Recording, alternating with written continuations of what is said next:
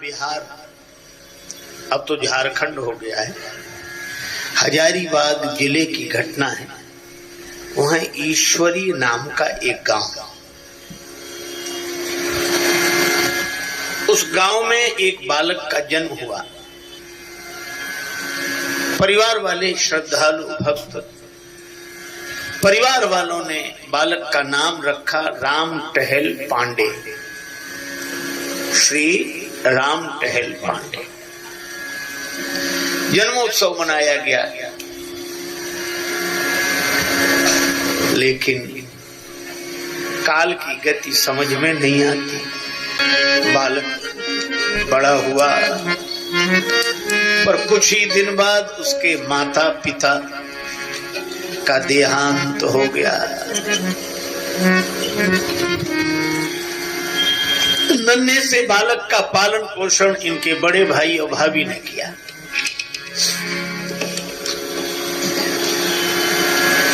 कुछ दिन बाद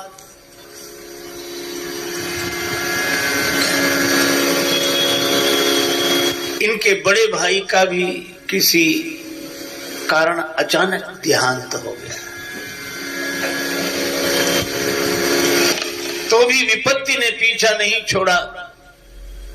कुछ दिन बाद चेचक की बीमारी,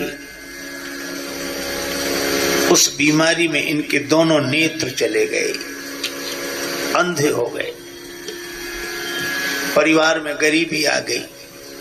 एक विधवा भाभी और अंधे राम टहल पांडे। सभी होते हैं रिश्तेदार, जबकि जर पास होता है और बिगड़ जाता गरीबी में जो रिश्ता खास होता है।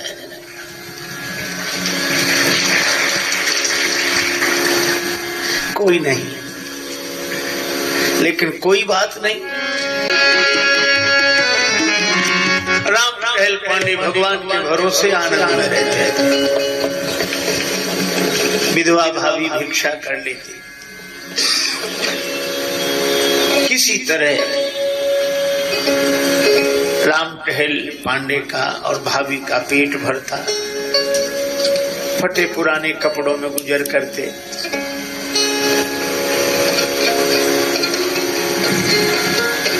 नाम बदल गया। अब कोई राम टहल पांडे नहीं कहता। पांडे नाम हट गया, राम नाम भी हट गया। टहलुआ टहलुआ कहने लगे। गरीबी के नाम अलग होते हैं, अमीरी के नाम अलग होते हैं।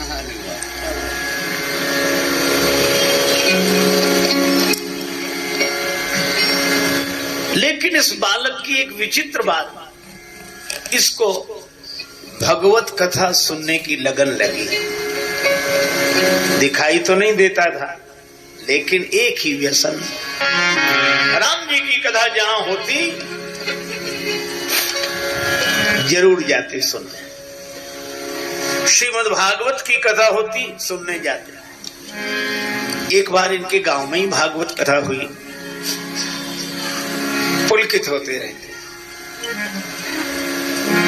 रोमांचित होते, अश्रु आते, हृदय भाव से भर जाता।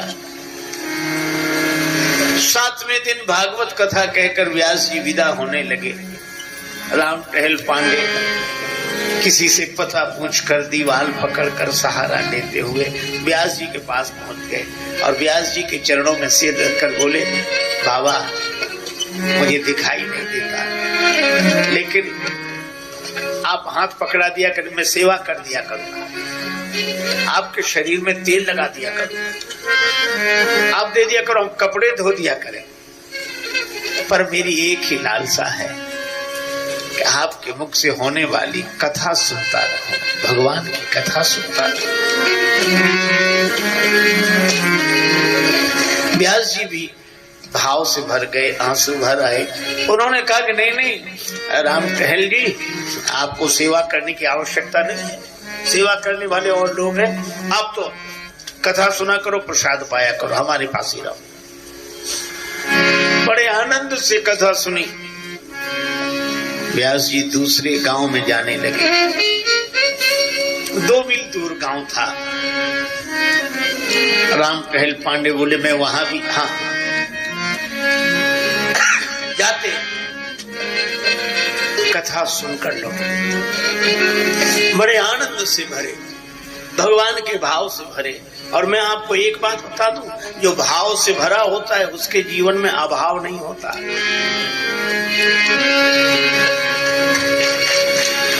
राम टहल पांडे के जीवन में अभाव ही अभाव, लेकिन वे भगवान के भाव में डूब कर रहते। भाभी रोज भोजन बना देती और वही रोटी अचार बांध लेते अपने गमछे में, पैदल पैदल जाते, कथा सुनते। दोपहर को जब श्रीमद् भागवत कथा का विराम होता, वहीं रोटी पा लेते, फिर कथा सुनते, शाम को लौटते। ऐसे जैसे कितना बड़ा धन मिल गया हो। पायो जी मैंने राम रतन धन पाए, खर्चे न कूटे कोई चोर न लूटे, दिन दिन बढ़त सबा।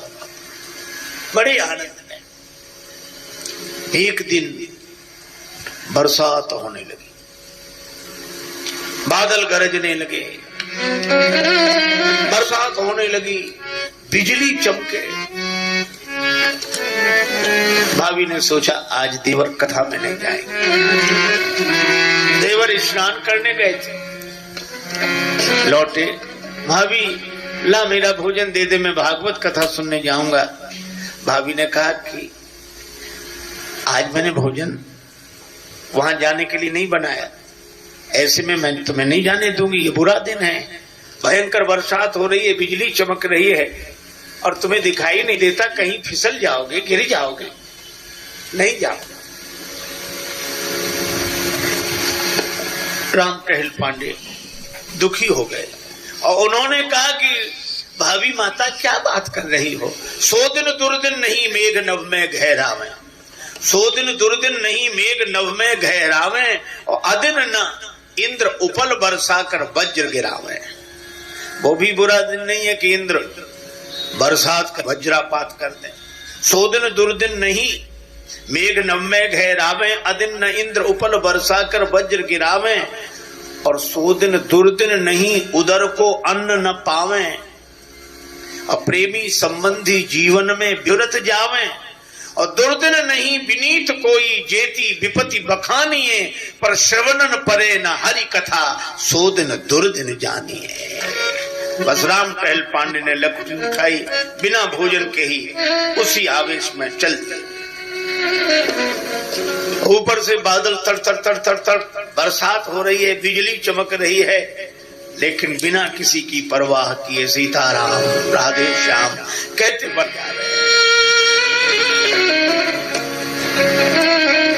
ईश्वरी गांव से चले, दूसरा गांव कुछ दूरी पर था, पर आज देर हो गई थी, जल्दी जल्दी जल्दी जा रही, वर्षा मार्ग में बाधक थी, फिर भी बढ़ते जाते। तो गांव आने के लगभग 1 फरलांग पहले ही उन्हें लगा कि गांव आ गया है। सड़क से नीचे उतर गए और थोड़ा आगे बढ़े, उस जंगल, अब रास्ता न सूझे इधर उधर, तो थोड़ा आगे बढ़े। संयोग की बात, उस जंगल में एक कुआं, और कुएं का घाट तो बना नहीं था, चबूतरा बना नहीं था, समतल भूमि पर था। आगे बढ़ते गए, उस कुएं में गिर गए, अंधा कुआं, पानी नहीं, बड़ी गहराई में गिरे।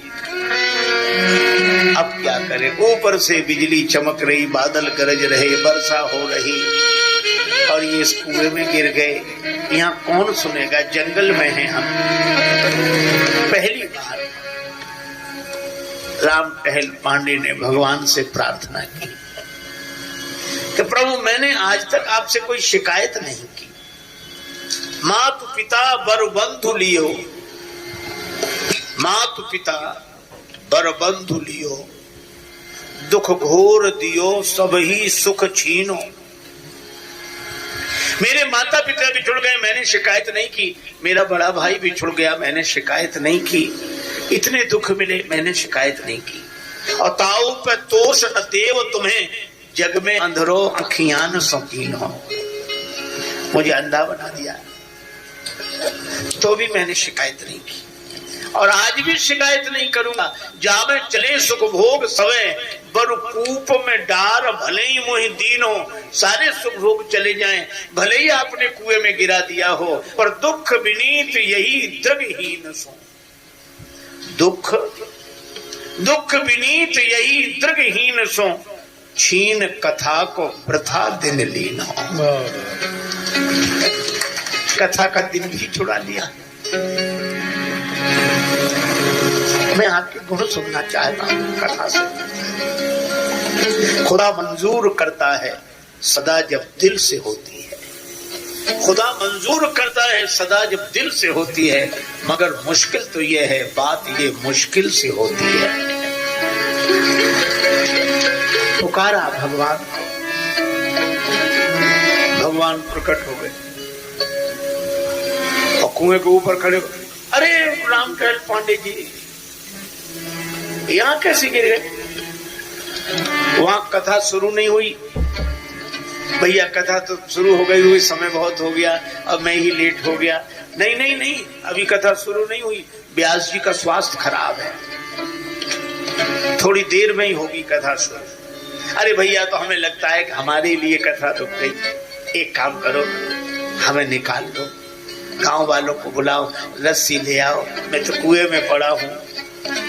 भगवान बोले कुआं नहीं है, गड्ढा है। अरे भैया गड्ढा नहीं, बहुत गहरा है। नहीं, गड्ढा है, तुम्हें दिखाई नहीं देता इसलिए कुआं लग रहा होगा। मैं ही तुम्हें हाथ पकड़ के निकाल लेता हूं, लो पकड़ो मेरा हाथ। भगवान ने हाथ का। रामटहल पांडे बोले, प्रभु मैं तो अंधा आदमी हूं, मुझे दिखाई नहीं देता कि आपका हाथ कहाँ है, लेकिन आपको तो दिखाई देता है कि मेरा हाथ कहाँ है, इसलिए आप ही मेरा हाथ पकड़ लो। भगवान ने रामटहल पांडे का हाथ पकड़ा, बाहर निकाल दिया। अरे भक्त या कूपित निवल न मोह विचार, केते जन्म भवकूप से मैंने लिए उबार। भवकूप से पार करने वाला जब उबारे तो हुआ क्या है? भगवान हाथ पकड़े थे, बाहर निकले, हाथ छुड़ाने से रामटहल पांडे दूसरा हाथ भी पकड़ लिया। अब तो मुझे लगता है कि आप भगवान हो, भगवान हो। नहीं नहीं नहीं, भगवान नहीं, मैं तो श्रोताओं को बुलाने जा रहा हूं। रामटहल पांडे भी संत सूरदास जी की तरह कहते हैं, बाह छुड़ाए जात हो निवल जान के मोह, और हृदय से जब जाओगे मर्द बदूंगो तो है। भगवान ने जाते जाते कहा, ये पुष्प ले चढ़ा देना कथा। रामटहल पांडे बोले, फिर तो व्यास जी मुझसे रोज फूल मांगेंगे, मैं कहां से लाऊंगा, अंधा आदमी। तुम चिंता मत करो, जब तुम कथा में पहुंचोगे तुम्हारे हाथ में फूल अपने आप आ जाएगा।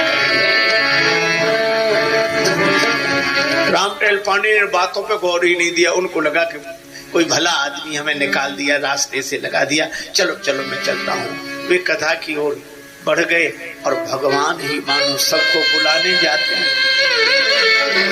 सबको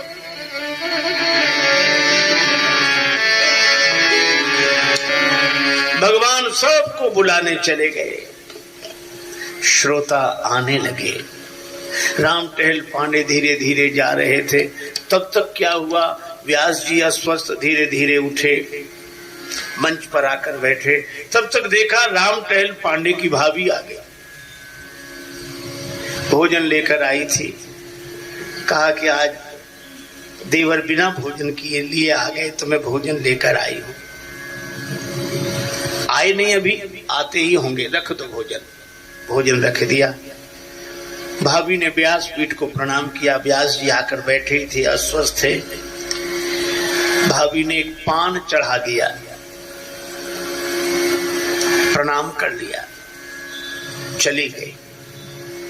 इतनी देर में रामटहल पांडे आए। लोगों ने कहा कि तुम्हारी भाभी आई थी और ये देखो तुम्हें चोट लग गई है, ये रक्त बह रहा है, ये कहाँ? भैया एक गड्ढे में गिर गया था। गड्ढा जंगल था, वहां तो गड्ढा कोई यही नहीं, कुआ।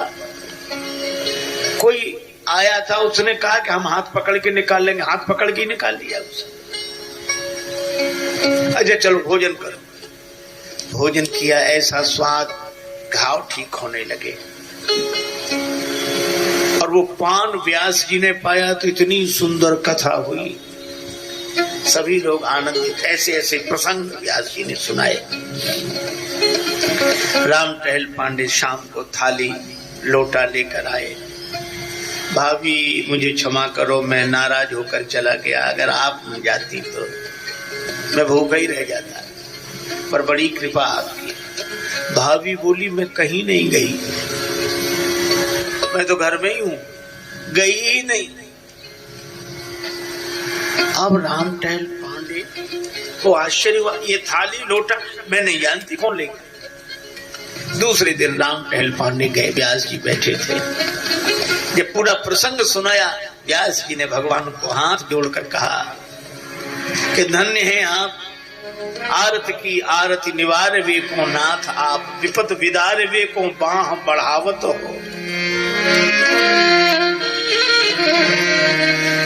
विपत विदार वे को बाह बढ़ावत हो। और अंत में कहा लेस हूँ लाज कमलेश जू न लागत तुम्हें, भक्त हित भाभी को भेष धरी आवत हो। भक्त के लिए भाभी बनकर आप विचार करो। भगवान कृपा करते हैं, परिस्थिति चाहे जैसी होए, लेकिन भगवान का भरोसा। संग सखा सब तज गए, कोई न निभयो साथ, कह नानक इस विपत में एक टेक रघुनाथ।